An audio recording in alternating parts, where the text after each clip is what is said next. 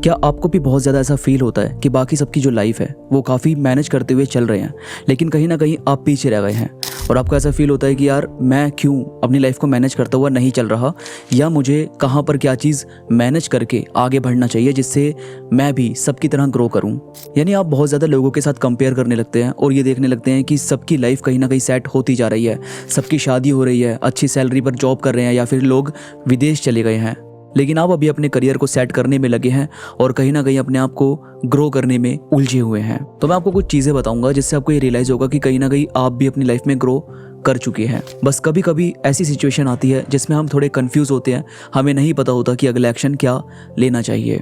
तो ऐसी बात नहीं है कि आपको अपने काम की समझ नहीं है या फिर आपको करियर का पता नहीं है, आपको ऑलरेडी हर चीज़ के बारे में मालूम है। बस बात होती है थोड़ी सी क्लैरिटी की, कि कोई आपको ठीक तरीके से एक्सप्लेन कर दे और आप किसी भी चीज़ को ठीक तरह से कर सकें और अपने करियर को सेट करें। हमें कई बार थोड़ी थोड़ी मोटिवेशन की नीड होती है, कई बार इंस्पिरेशन की नीड होती है और हम चाहते हैं कि कोई हमसे इसके बारे में डिस्कस करे।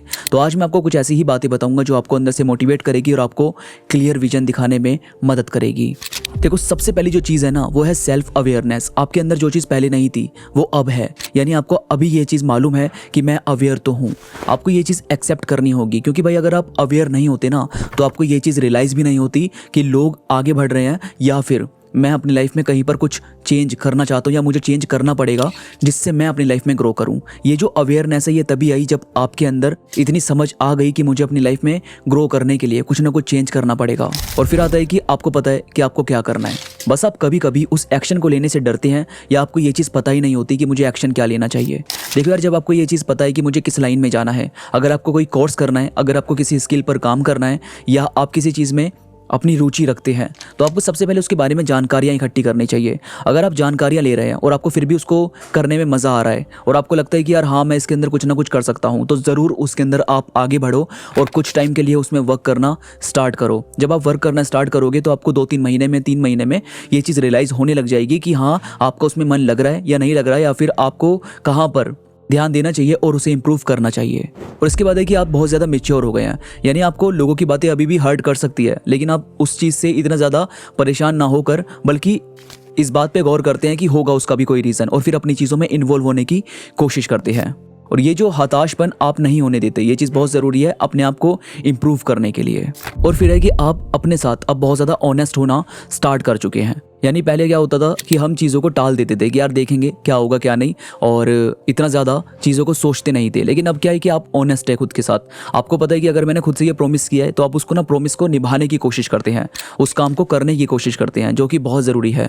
जब आप खुद के साथ ऑनेस्ट रहते हैं तो आप चीज़ें सही तरीके से कर पाते हैं और सही काम पर ध्यान लगा पाते हैं। इसके बाद है, आप जिस तरीके से पहले कंपेयर करते थे ना अपने आप को कि यार उसके पास ये चीज़ कैसे है या जेलसी फील होती थी, बल्कि अब जो आप कंपेयर कर रहे हो वो इसलिए नहीं कर रहे कि आपको जेलसी फील हो रही है या जो भी चीज़ें आप फील कर रहे हैं, बल्कि आप तो इम्प्रूव करने के लिए कंपेयर करने की कोशिश कर रहे हैं। यानी आप ये चाहते हैं कि यार मैं भी तो अपनी लाइफ में कुछ ना कुछ अचीव कर सकता हूँ, मैं भी उस लाइन में जाना चाहता हूँ और मुझे उस पर काम करना चाहिए। और ये बहुत ज़रूरी भी है, क्योंकि कहीं ना कहीं ये चीज़ आपको इंप्रूव करेगी और आप इंस्पायर होकर, मोटिवेट होकर उन चीज़ों पर काम करोगे जो आपको ग्रो करने में मदद करती है। जैसे मानो पहले आपके पास कोई आइडिया नहीं था बिजनेस करने का, लेकिन आपने किसी से कंपेयर किया कि वो ये चीज़ कर रहा है, तो फिर आपका मन किया कि यार एक बार बिजनेस करने का ट्राई करते हैं, सीखते हैं उसको कि उसके बारे में हम कैसे करेंगे। तो जैसे मैंने पहले पॉइंट में बताया कि पहले आप उसके बारे में जानकारियाँ इकट्ठी करते हैं, उस पर काम करना स्टार्ट करते हैं और फिर देखते हैं कि आपकी रुचि उसमें है या नहीं, या उसमें कितनी इंप्रूवमेंट आपकी हो रही है।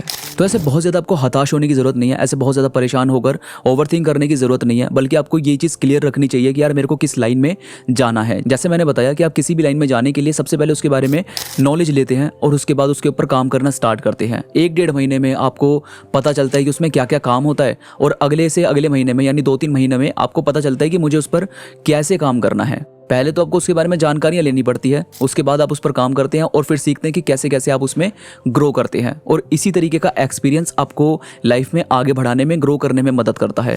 ऐसे एकदम से बहुत बड़े रिजल्ट को सोचकर अपने आप को हताश मत करो, बल्कि धीरे धीरे किसी भी चीज़ में इंप्रूवमेंट चाहते हो तो धीरे धीरे ही करके आपको उसमें आगे बढ़ना चाहिए। तो आई होप आपको आज की वीडियो पसंद आई होगी। आज की वीडियो से आपको कुछ नया, कुछ अच्छा सीखने को मिला होगा।